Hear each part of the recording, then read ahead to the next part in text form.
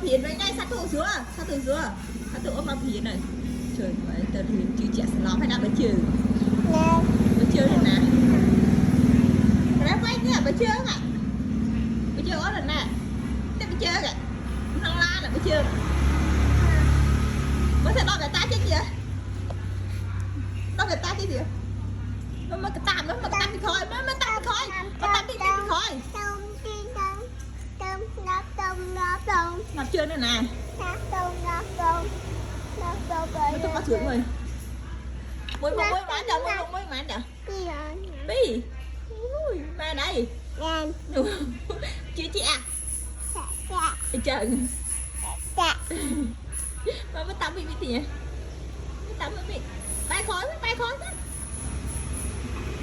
ngồi mà cái tắm không chịu thua kia ra